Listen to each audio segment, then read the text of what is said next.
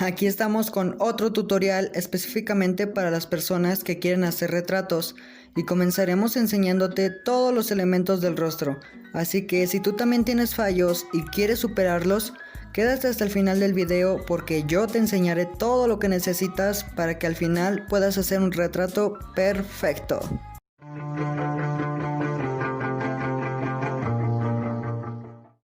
Veamos lo que necesitamos tener en cuenta en el momento de hacer un iris. Normalmente cometemos el error de hacer el contorno muy grueso o hacer una línea muy negra y muy fuerte. Y ese es el primer error, al igual que contornear el brillo que hay en el iris. Este nunca debe ir contorneado de esta manera, puesto es un brillo y no debe ir así. Otro error que cometemos son los detalles que hacemos dentro del iris. Y obviamente si es realismo esto no está bien hecho, pero sabiendo los errores ahora pasemos a corregirlos. Primero que nada el iris es completamente redondo, ya cuando tengas el círculo perfecto de ahí pasaremos a la pupila, que es la cosa negra que va dentro del iris, y tienes que saber que esta se agranda o se achica dependiendo de cuánta luz le pegue, así que el tamaño tranquilamente puede variar. Pero como te dije, esta es completamente negra. Así que ve a buscar en tu estuche de lápices el tono más oscuro que tengas. En mi caso yo usé un 6B. Ahora pasaremos a hacer el brillo. Hay miles de formas de hacer los brillos. En este caso lo voy a hacer algo así. Estos los hice con un contorno súper suave, ya que hará que se pierda con los detalles del iris. Como te dije, el contorno del iris no se hace con una raya fuerte, pero es verdad que siempre va a ir bien oscura, con la diferencia de que este contorno tiene que ser muy pero muy suave, y debe difuminarse hasta desvanecerse con la esclerótica.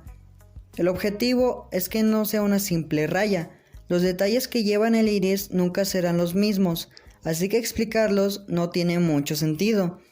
Pero intenta hacer varias grietas y no solo hagas rayas y ya. Por último, difuminaremos todo y sacaremos algunos brillos. Y listo, ya aprendiste cómo hacer un perfecto iris. Veamos ahora cómo hacer las pestañas. Y como en el iris, vamos a ver primero los errores, y una mala costumbre que tenemos es que las pestañas las hacemos como simples líneas rectas. Y te lo aclaro ahora mismo que las pestañas no son rectas, son curvas. Y si no me crees, ahorita mismo puedes arrancarte una pestaña para que verifiques por ti mismo y compruebes que sí son curvas. Necesito que entiendas que las pestañas no se hacen en una misma dirección. Las pestañas tienen que salir respetando la curvatura y muchos cometemos el error de hacerlas en una misma dirección. Y ve qué feas se ven. Por suerte hay un truco muy útil y divertido para que aprendas cómo hacer las pestañas de manera fácil y sencilla. Primero haremos la curva de las pestañas. Ahora en la parte de adentro de la curva vas a hacer como varias curvitas pero más pequeñas. Y te vas a preguntar, ¿para qué o qué? pero te apuesto que vas a querer intentarlo cuando mires el resultado. Pues ahora simplemente vas a hacer esto. Imagina que cada curva que hiciste está incompleta y la vas a terminar de esta manera. Y por supuesto no hay una sola pestaña, eso es obvio. Hay muchísimas pestañas que salen de diferentes posiciones, pero se van a juntar en la punta haciendo como una pestaña más gruesa.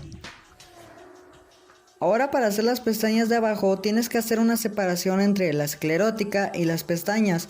Las pestañas de abajo serán completamente iguales a las de arriba, pero con la diferencia de que estas son más pequeñas y un poco más separadas.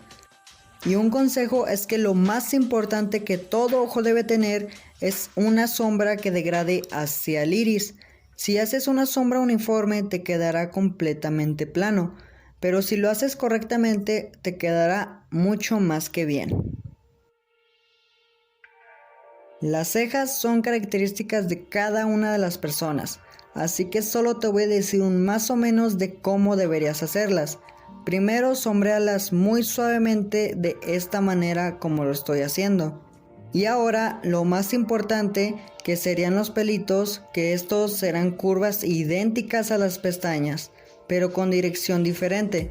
Estos deberán ir con una curva que apunte hacia arriba. de esta manera hasta el final y que no pase de la mitad de la ceja.